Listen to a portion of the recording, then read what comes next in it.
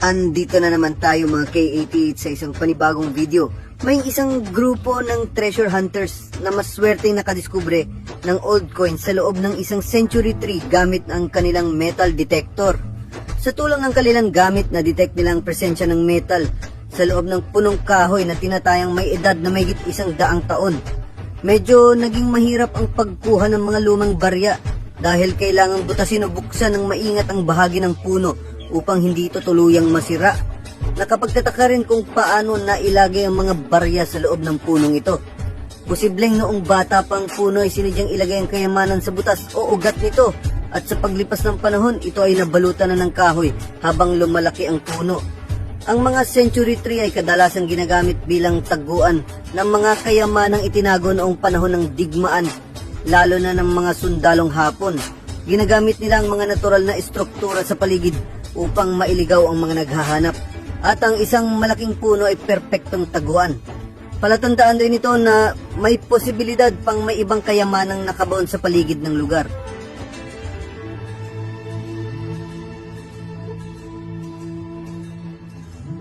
Ganito lang pala gumamit ng detector mga ka-TH. Sa kanilang pag-detect, may mga palatandaan na nagpapakitang may laman ang hukay. Nakakita sila ng mga sinaunang metal gamit ang kanilang metal detector. Pero anong klaseng metal? Kaya ang na-detect nila? Ang mga modernong metal detector ay kaya makadetect ng iba't ibang klase ng metal tulad ng ginto, gold, isa sa pinakainasang ma-detect sa treasure hunting dahil sa mataas nitong halaga. Pilak, silver, isa ring mahalagang metal, madalas natatagpuan sa anyo ng lumang barya o alahas. Tanso, copper, karaniwang gamit sa mga sinaunang kagamitan o alahas.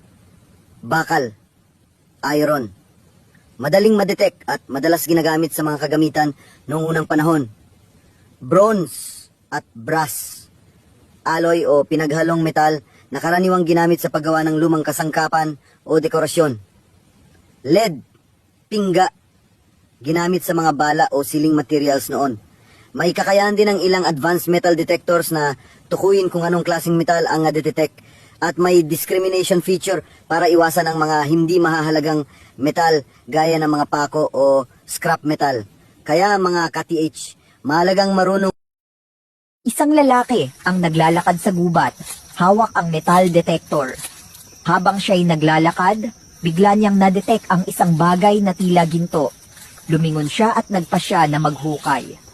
Matapos ang ilang minutong paghuhukay, napansin niyang ang object ay isang antigong alahas na may halong lupa at dumi.